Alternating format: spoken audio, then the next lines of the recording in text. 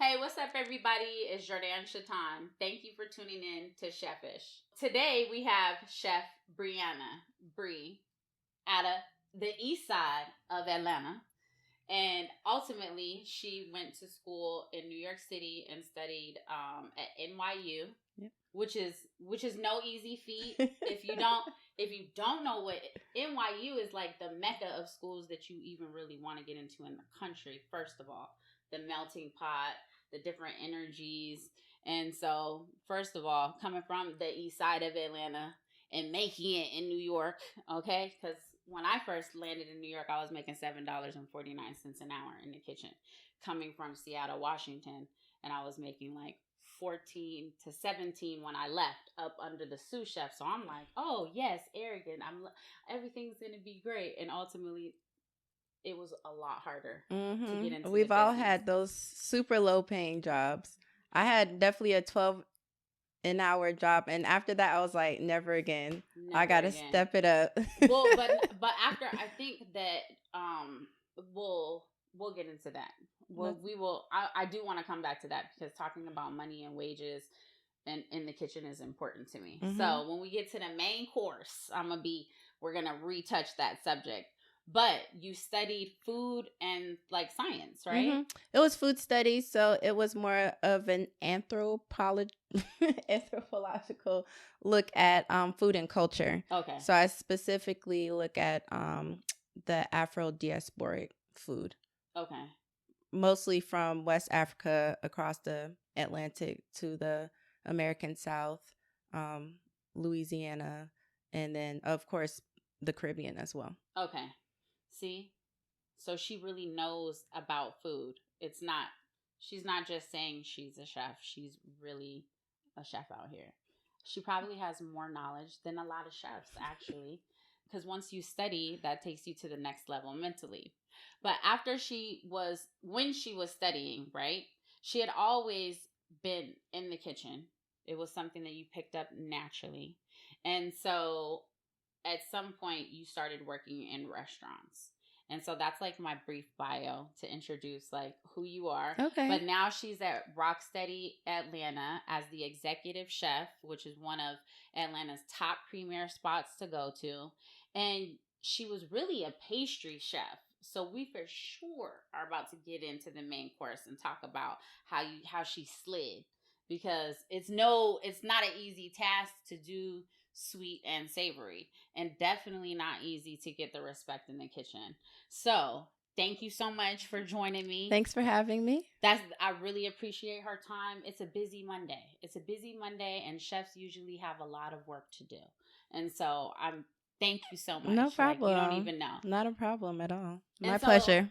And so for my Cheffies out there, I know you're probably wondering, how do I know of her or anything like that? We don't necessarily have a relationship, but I became a fan of your work because somebody on Twitter named Jaya Cooks, but she's a pastry and now savory executive chef in North Carolina. North Carolina, yeah. Yeah, but she posted one of her sweaters for Dope Girls Cook. And I'm like, Dope Girls do cook. I want one. And so then I found out, oh, she's in Atlanta. Oh, I'm about to figure out where she's at. And I seen you the first time I came, actually, just in passing. And I'm like, yes. And I was excited to taste your dessert. So I was like, oh yeah, I'm a fan of hers out the gate. So I'm like, for you to transfer over being to the executive chef, like, so now that I've given them a little taste, I'd like you to kind of explain a little bit about yourself. Sure. Again, my name is Briana Riddock, Chef Bri for short. And I've had a really interesting ride in the culinary field. I definitely think I've had a overall well-rounded experience.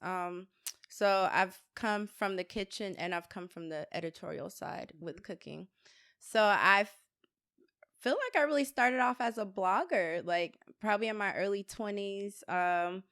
I think when I graduated college, when I graduated, 2011, it was in the middle of the recession. So I originally like couldn't find a job, moved back home with my mom, went to University of Florida for undergrad, and studied telecommunications. So that's like a form of media. So I figured, I could start a blog and like do that. But then I also, when I moved back to Atlanta, I actually had a short stint in culinary school. And then I was still looking for like other things to do. And I ended up finding the program at NYU, which you had already mentioned. And then I moved to New York to do that program. So while I was there, I actually did a lot of editorial work. So I had a few different internships at a lot of media companies. And then I was doing a lot of recipe development and recipe writing and writing articles about food, and kind of using what I was learning in school to kind of cover food issues. Not that I say food issues, but food topics.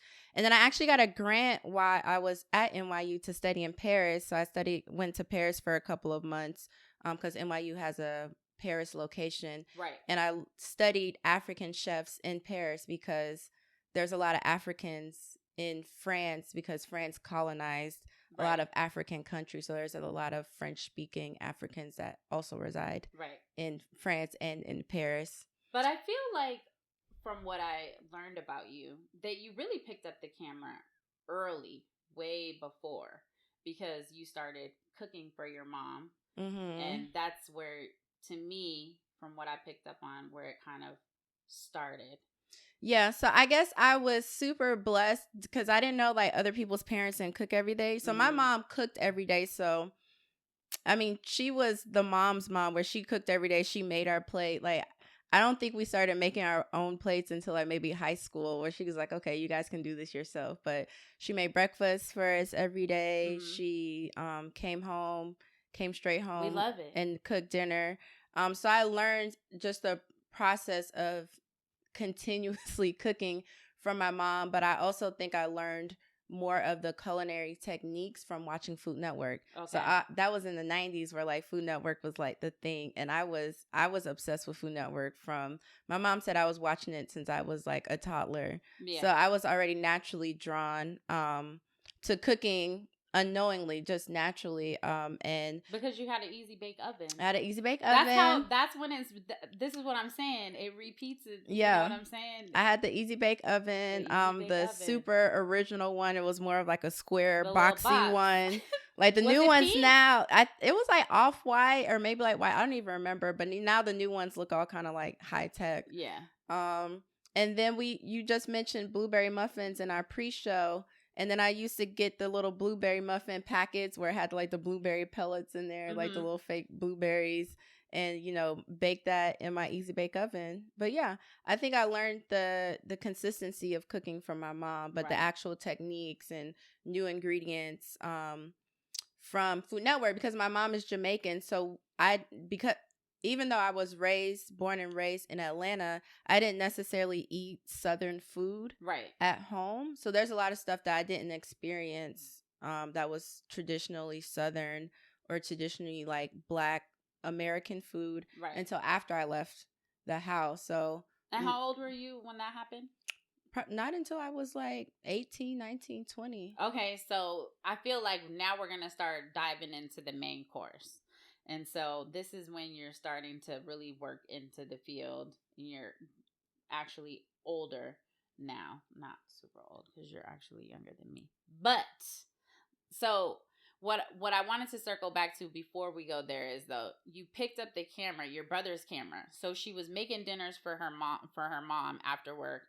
Even though she cooked a lot, you basically took on that responsibility. Yeah, it's because I was home after college, so I was helping my mom cook more, so she wouldn't be like the only one cook. Okay, and also that would be just selfish that you know, I wouldn't help out around the house. So yeah, I think around like 21, 22. But not everybody does that, and then not everybody picks up a camera and builds a blog. Like, I'm like, you're just casually like, yeah, and I just thought that was just like the next. No, blogging is super hard. It was super hard. Creating content is hard, and now it's even different, but especially in the beginning. So it was super hard at the time because I spent a lot of time learning how to code, like the HTML and like changing the back end, because you know, there wasn't like Squarespace and all those like newer website builders at the time, so you had to do like a lot of stuff manually. But I picked up the photography pretty naturally because I had already had experience picking up your brother's camera. How using old camera. were you when you did that? Probably early 20s. Yeah, when I got out of college, like 21. So that was natural. And at the time, I think I was working at Best Buy, so it was easy for me to figure out what equipment I needed because I just got it from work, or just asked whomever I need to ask Right. at work. So that kind of naturally fell into place. It seems like a lot of it did. So when you went to Paris after you were studying for a while for NYU, you said sent you there, right? How do you feel like, what was that like? And then how do you feel like that has impacted you now where you're at? I loved it. I mean, I think the most important thing is that I had freedom to decide what I wanted to study, and then that the school thought it was a valid, project for me to even work on in the first place. But I think because it just gave me a closer connection to understand Afro-Caribbean food as a whole, because when you look at the diaspora and you look at where a lot of dishes originated and kind of how they transformed over time to reach the Caribbean and to reach the South, you realize that a lot of the dishes are very similar, if not the same, with a little bit of differences, probably regional, based off of the availability of whatever ingredients. Right. So I think it just gave me a closer understanding of how we are much more connected through food than we realize. Right. Which is a beautiful thing to me. So when you got back from Paris, where were you at in your career? By the time I got back from Paris, it was time to graduate. So I ended up actually moving to Alabama. So I got a job with a company at the time. They're a different company now, but randomly in Alabama, there is a huge building of test kitchens. And I think Alabama or Birmingham used to be a place of publishing. Okay. So they still had some of that that era of publishing there. So I was working for a company where they did a lot of the recipe development that went into a lot of magazines. So like for example, Food and Wine and Cooking Light at the time, Coastal Living, People Magazine, all those magazines, all of the recipes came out of that building. That hub. So that's. But how did you even figure out that was there though? I was just applying to places. I think they had it was like a fellowship program thing, but I knew that I wanted to get into food writing and recipe development. Right. So that's how I ended up there. But you were already kind of doing that. I was. You were already doing it, though. And honestly, I should have. You were already doing it. I say everything that ever happens is preparing us for what's coming. Yeah, and I think I was just so anxious to not be in New York and not have something that I took, the first opportunity that I got, which is ironic because literally as soon as I moved to Alabama, I actually got an opportunity to stay in New York. And I was like, oh my God, I should have just maybe waited around at least for like a month or two. No, you but went exactly I was where like, you were supposed to go. I was like, I couldn't afford to have a lapse or a break in my resume or just in life. So I was like, whatever the next opportunity is, I'm gonna take it. But I think it was a great opportunity because I ended up meeting a lot of people in editorial, and everybody ends up switching jobs. People end up in different places. So now the people that I met in Birmingham, they're in different locations. So if I need to reach out to them for something, somebody might work for Bon Appetit now, or somebody might work somewhere else where I can still, I can still have my hand in editorial if I needed to. But I mean, obviously, as of right now, I'm 100% committed to my job as the executive chef because it's a very demanding position. Very demanding and time consuming. And so when you started really working in the kitchen, what position did you start at? So I didn't stay in Birmingham long. One, because I just didn't enjoy the city. Yeah, and I didn't feel like like there was any growth for me. So I left Alabama or Birmingham after less than 1 year. So by the time I came back to Atlanta, the editorial space isn't here per se as, I would find in New York. So I ended up, I think one of my chef friends got me a job, and I was a prep cook at a restaurant. And so for anybody tuning in that might not know what a prep cook is, you essentially are going in and working in the restaurant and prepping the food. Yeah, so you're not necessarily on the line.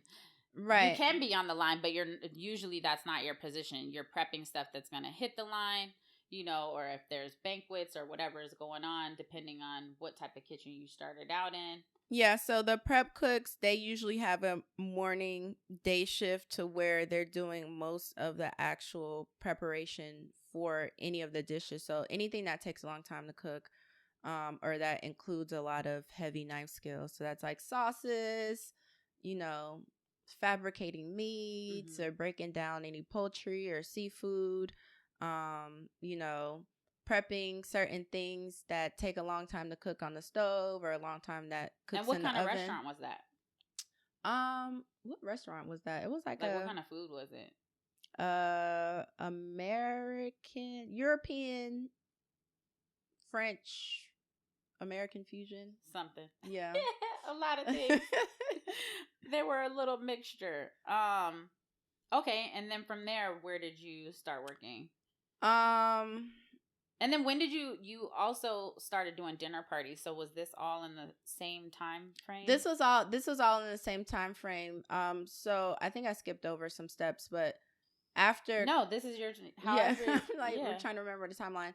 So I had already had prior kitchen experience because when I left college, let me just say that one little bit. When I left college and I was blogging, I was actually staging in restaurants for free. Yeah. While I was still blogging and working. Yeah, stage. A stage is essentially like a working interview or like a working internship. To me, it's a free work. Free work. And they decide if they want you. Free work. So how many hours were you doing when you were staging?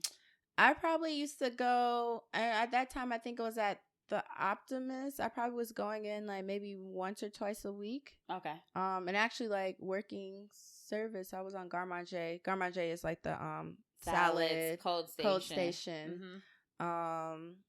What was the other place I saw? I can't even remember. But anyways, so I had that prior kind of restaurant experience. So I always had my foot in the restaurant and then a foot out because at that point I never really felt like I belonged anywhere. Even prior to that, like there typically wasn't a lot of Black cooks in the kitchen, heavily Latin staff. And then, more of the higher positions was primarily male, white staff. Yes. So I was like, no, I don't think the kitchens are for me because there's a lot of racism and sexism in the kitchen. I was like, this isn't for me. Misogyny. So I always was like, I would go into a kitchen and then I never felt welcome. So I, found other things to do. But in lieu, when I left Alabama and came back to Atlanta, I had already had the idea to do a dinner party series, and I had the idea from New York, but I tried to do it in New York. I couldn't quite execute it because I didn't have a car. I was on the train. I was like doing test runs with my friends, and I would like be buying all the groceries and carrying my pots and pans on the train. I was like, okay, no, this is a lot. I was like, this is not going to work, and it's not going to work in New York. So by the time I got back to Atlanta, I had a car. I was like, okay, let me try it again. And then that's when I started my dinner party series, Table of Influence. And that ended up going really well. I think I did it consistently for about 2.5 years. Yeah. Before I ended up at Rocksteady.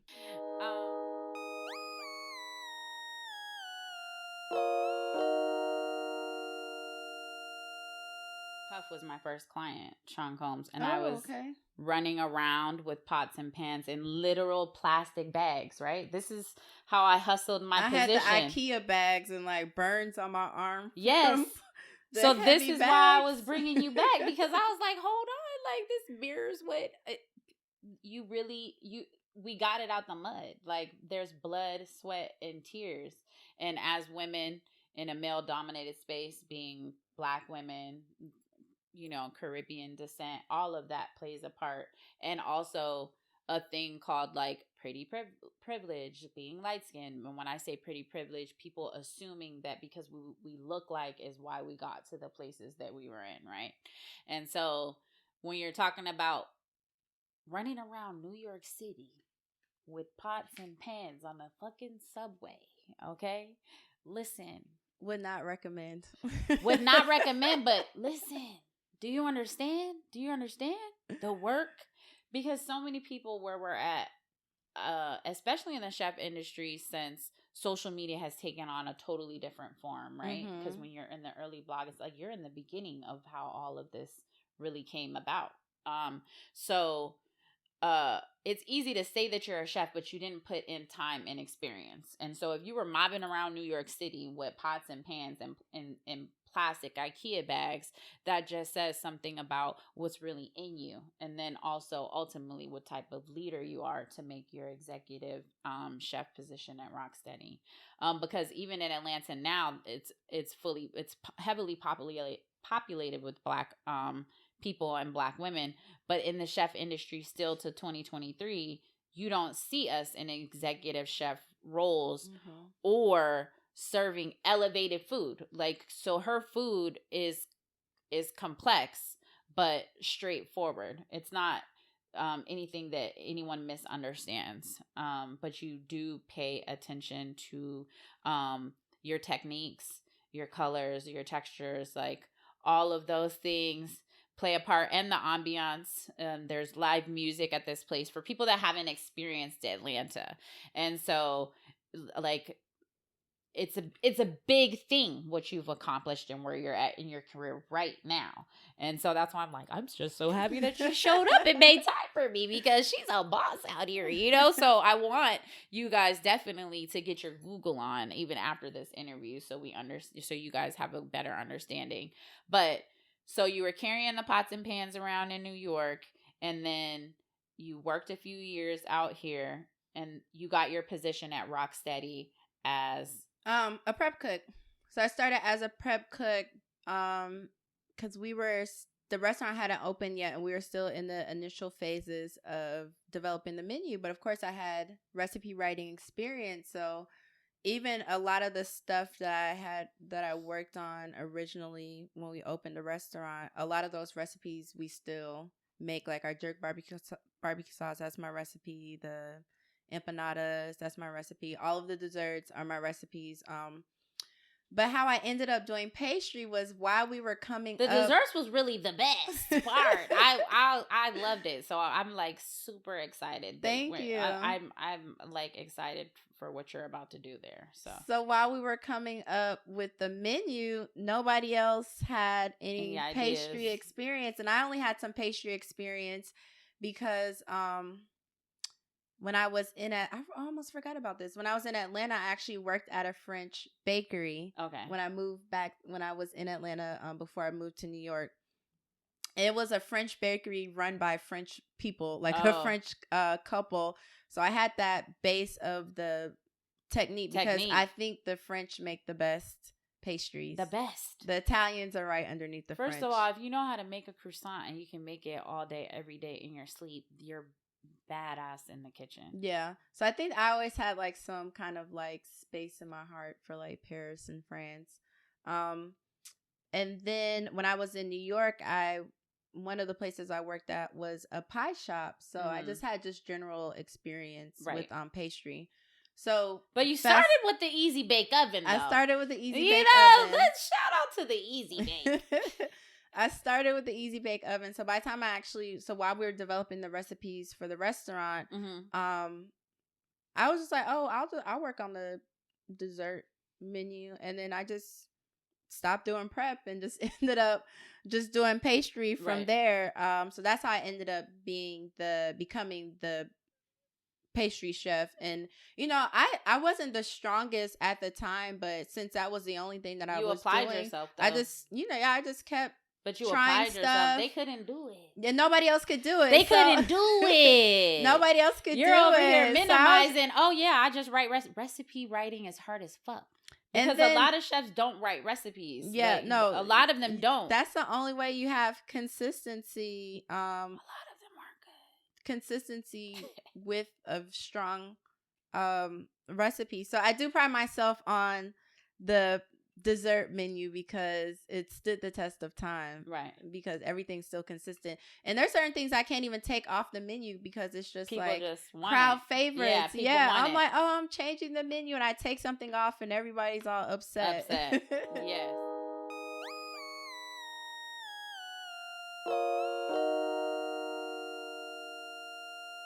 When I was reading up on you, I kind of had picked up on you went through a phase of self-doubt when you were, I think, figuring out like your voice. But I keep thinking like it was all right there. It's been right there the whole time.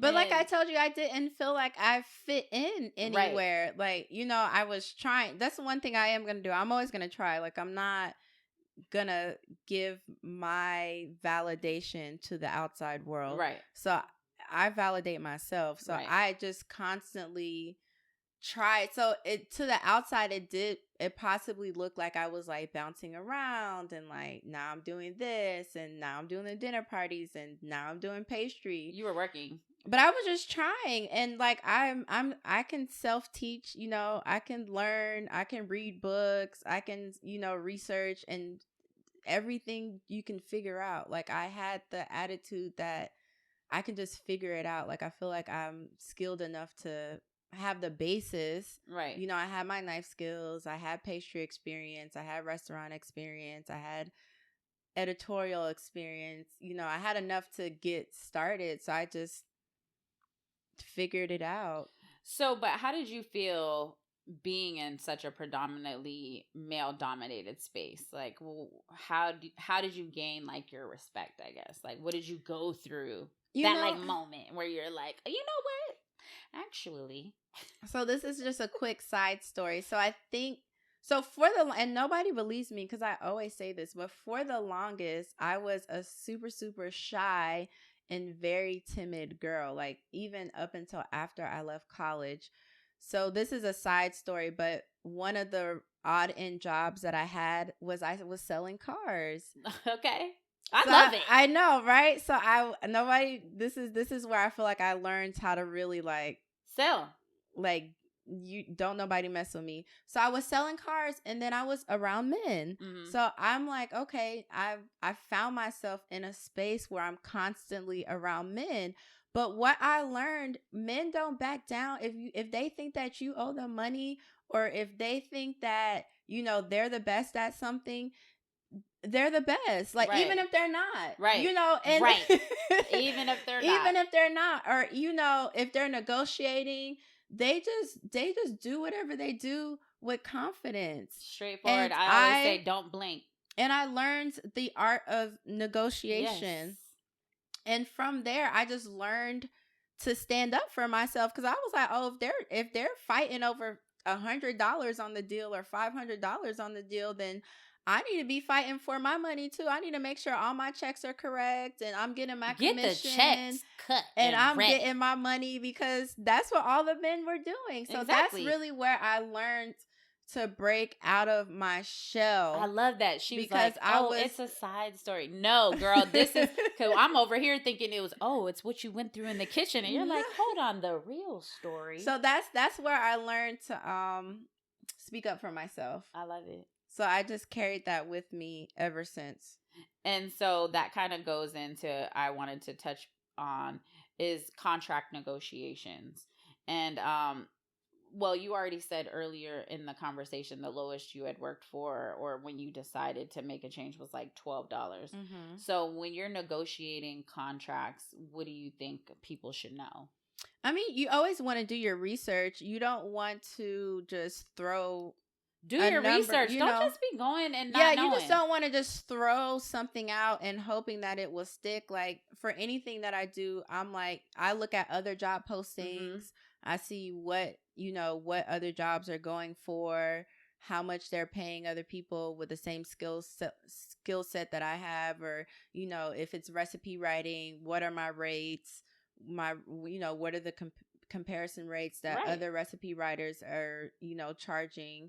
And I come up with something that works for me, but I just don't on the whim, just like, oh, I deserve this just because. Like, no, I do my research and I do what I think makes sense, but you're also qualified. Yeah, though. Again, that's also I'm worth whatever. You're also qualified. I'm worth whatever I'm gonna ask for any project. Mm-hmm. But honestly, I haven't had a problem. Like, even when I was making cakes at the time, people order cakes from me. My prices were my prices. My dinner parties, my prices were my prices. I actually never really had a problem with people. My prices aren't up for negotiation. No, and I'm like, listen, I'm exclusive. If y'all want me, y'all gotta pay for me because my time is tight. Okay, you better pay for that. Okay, y'all want Chef Bri? You gotta pay for me. Y'all gotta pay for me. Pay for it. Okay, and then so, are you comfortable with giving numbers about like what it should look like? Because a lot of people, even though a lot of people don't do their Googles, a lot of people don't do research and they just jump out there.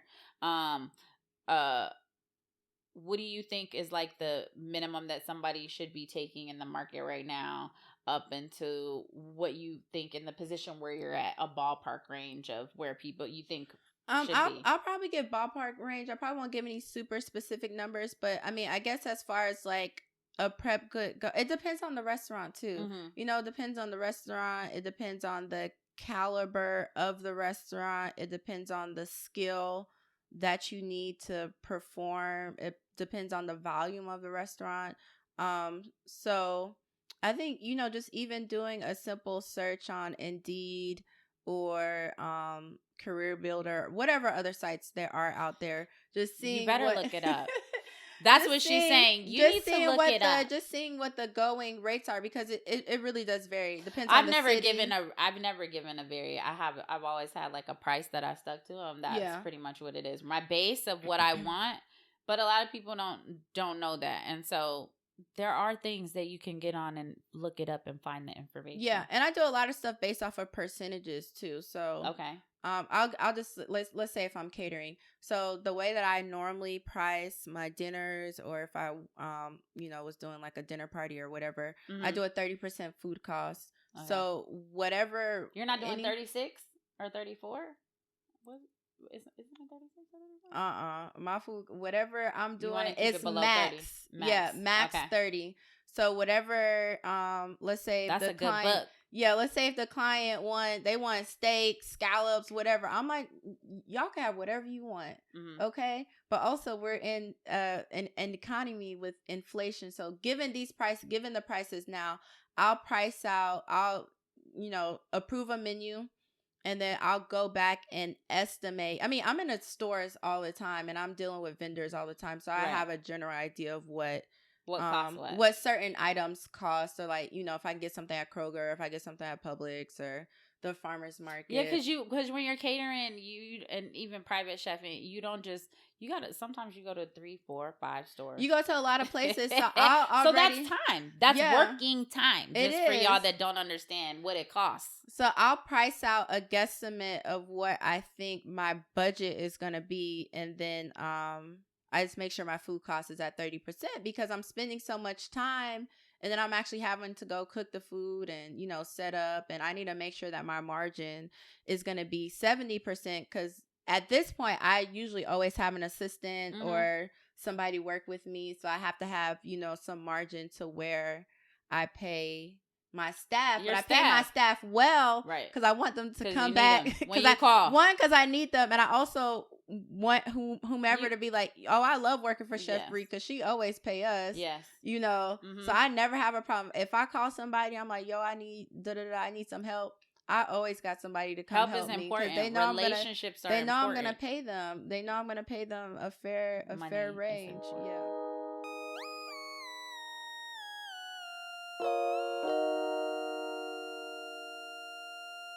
Okay, so getting back to Rocksteady, mm-hmm. let's go deeper into that and tell me where you're at currently and where you plan to take it. Mm-hmm. So currently, this is my first month in. Okay. I am the executive chef. Executive chef means she runs the shit. I run the show. Yeah. Executive chef of Rocksteady ATL Atlanta. Say it. Let them know. Come back. We Come do here. Afro-Caribbean food. We have 2 floors. So the main floor, the main dining room is downstairs, and we also have a lounge upstairs. I haven't been upstairs yet. You've never been upstairs? Everybody's like, it's a vibe. It's a vibe. I tend to stay downstairs because there's. I'm gonna have to check it out. It's 2 different experiences for sure. We have live DJs every single night, upstairs and downstairs. So we have a rotation of DJs. And I will say we run a very large operation. We're open 7 days a week. So the kitchen is essentially never closed. We always have events. We have a lot of high profile events. We have a lot of high profile guests that come in. Like what? They like to hear. The people you guys want to know the names? The name dropping. So we've done private events we did an Amazon influencer event. That's a big account. We've done an event with BET for their sisters premiere. Good account. We've done a private event for Revolt TV. That's a good account. We've done lots of kind of like big name events, and then we'll do a lot of different kind of themed parties, of course, with the Afro-Caribbean vibe to it. And we're open. But you guys have live music too, right? No, just DJs. Really? I feel like sometimes they might have performed sometimes we might have like a one-off event where it's like a open. Oh, maybe it was just happened to be the night I was there. It might have been. Yeah, we might have had like 1 or 2 like special events where maybe like an artist is doing like a album release. Yeah, like an album release or like a little small set. Or maybe somebody's doing like a drum set or something. Yeah, when I was there, it was drums. Yeah, maybe somebody's doing like a little drum set. I thought that was like what y'all did. I was like, this is nice. I like this. Absolutely. But for context, let's say because we're open 5 days or 7 days a week. At this point, on any given Friday or Saturday, we're doing well over 500 covers. So I just want people to understand the volume. Yes. That we're running. But what's a typical cover for people that don't really understand? Like typical pace is like 2. So a cover is essentially the amount of guests that actually are coming in to dine and are ordering food. So if a couple comes in, that's 2 covers because that's 2 people that are gonna essentially order food. So we're considered high volume at this point, and honestly, I don't know what other restaurants in Atlanta are doing 5 the volume that we're doing. So on average, I think for other restaurants, a high number would be maybe around 200 to 250. Because that's what I've been hearing from other ones that are doing high volume. That's why our high volume 5 is a lot. Yeah. Because you're saying it just like, even though you know that it's a lot, people out there that might not, from my little Cheffies, anybody that hasn't had the experience, that is an extreme amount to put in per day and to be consistent for people to keep coming back. Because that's the only way you stay in business is the people that keep coming back. Consistency is with key. Strong recipes. Yeah, that exactly. Work. Exactly. So everything comes together. But don't you think that you've gained that extra level of respect because you pretty much started out at the bottom there and are now at the top?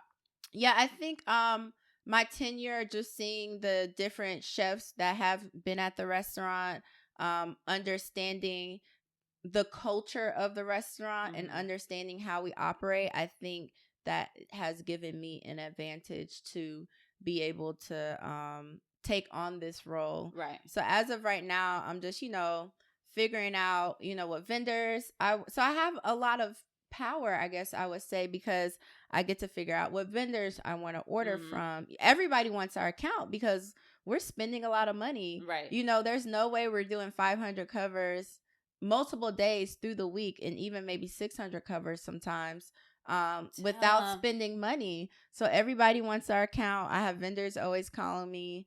But I'm just trying to organize it in a way that it makes sense for my kitchen, right? And my staff, and I'm the advocate for the kitchen. She's making changes, is what she's saying. Yeah, I am. She's making changes.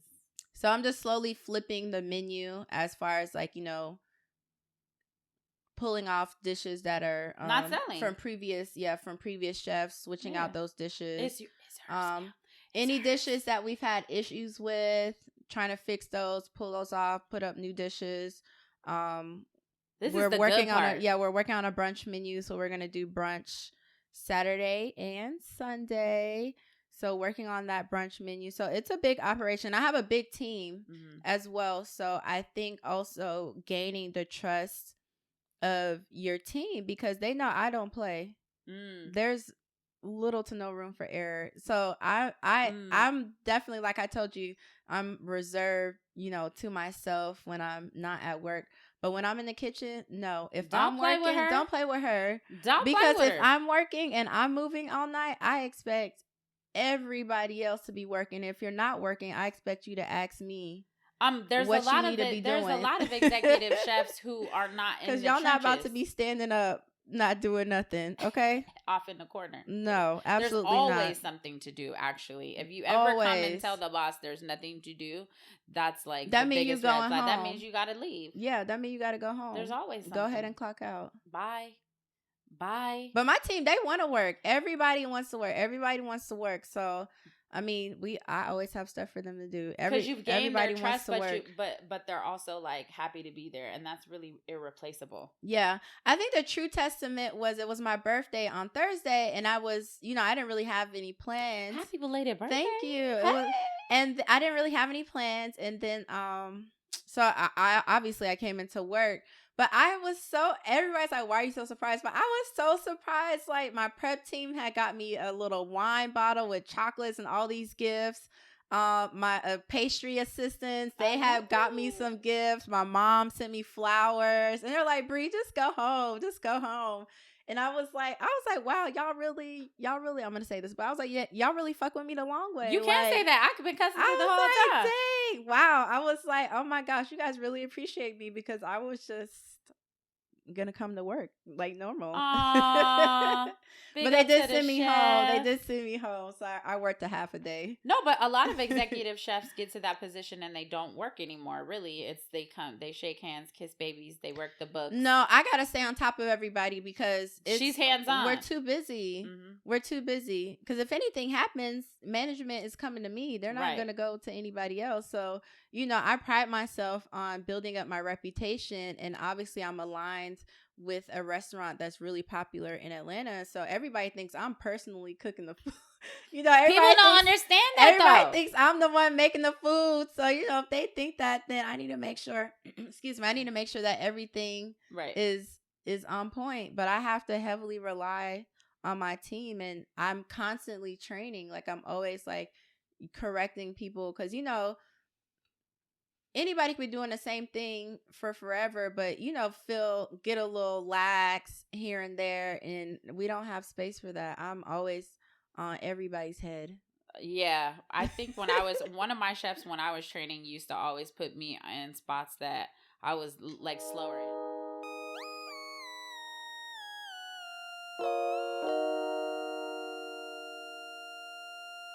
So tell me about your recipe for success. If you could tell someone who's interested in being in your position 3 things, or your younger self, what are those top 3 things?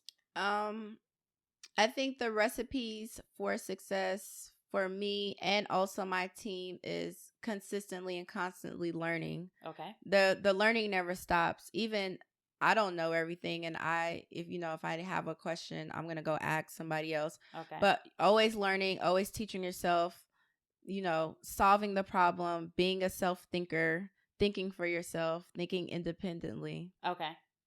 Is that 2 or 3? Was that 1? Was a few. Okay. Okay. Always learning, being an independent thinker, and being solution oriented. Okay, because you can't mess up and get stuck in the problem. You got to find the solution. I'm like, y'all got to figure it out. Get it together. Figure it out. Yeah, figure it out. We don't even got the time for you to be emotional about this. Let's move on. I'm like, go figure it out and tell me what the solution is. And I'll decide if that was right or wrong. You better go fix it and stop wasting my time. Okay, and then so that was for our recipe for success and for our palate cleanser. Okay. When you're cooking in the kitchen, what are you listening to? I'm an R&B girly. Okay. I'm a SZA girl, her. Okay. Of course, Rihanna. Okay. So yeah, I'm definitely like an R&B girl. Okay. And then after cooking in the kitchen all day, longest day of work, what are you eating? What are you making for yourself? I actually eat a lot of salads. Okay. My personal palate is pretty simple. Right. But no, this is like when you're tired. At the end of the day, you've been cooking all day. What are you eating? Yeah, probably just like a little salad Okay. with a piece of fish or a piece of shrimp, or I asked one of my cooks to make me something. Okay. But usually like rice and vegetables and a piece of fish. Okay. And a salad. I feel like chefs always have weird diets. Like I'm a sandwich and cereal girl. So. Yeah, I'm pretty simple. Salad. Or like a salad or mixed fruit. Okay. I always do like to have like a little sweet thing, so maybe a piece of chocolate or a cookie. But pretty simple, not anything too crazy. Okay. And oatmeal. Okay. I know, I love oatmeal. All right, I like that. And then for dessert, I know we didn't really talk too much about it, but you did do some television. You won Raid the Fridge. Do you have any aspirations of, I know where you're at right now, but even having a show about the kitchen, like a real one, or like, you know, somebody following you and showing a day in the life of, and then you picking, like, people don't see that stuff. So do you have any thoughts about having your own show? Yeah, I think definitely. I think I would love to be some kind of food personality.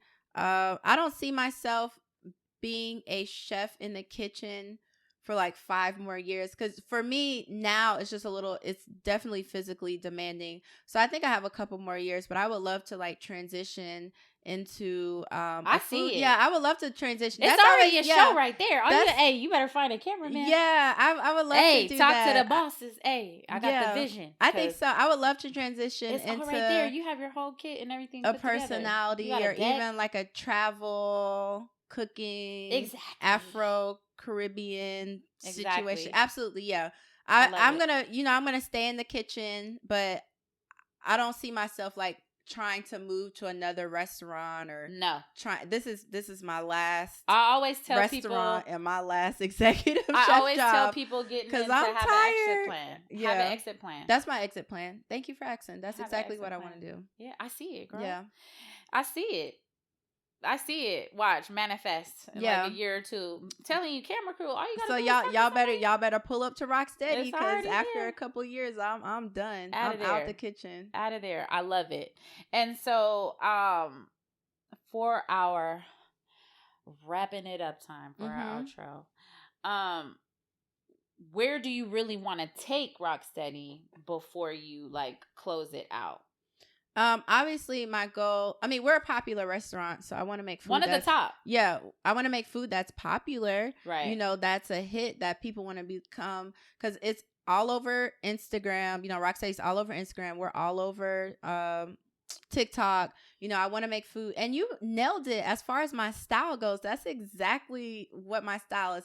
It's complicated, but it's still simple. It's not simple. It's approachable. It's bold. It's very colorful. But that's like my personality. My plates are pretty clean. Yes. You know, I love like coming up with nice plating, but that's a little bit simple, because again, we're a high volume restaurant. I can't come up with something that's super crazy and super technical, because we have 500 covers. We have to get the food out. Yeah, we have to get the food out in 15 max, maybe 20 minutes. So I'm having to think about, you know, recipes and dishes that are efficient, that are quick, you know, that can be done during prep, that is beautiful, that's the plating is beautiful, but it's also easy for my team to get done, to get all that food out the window. Right.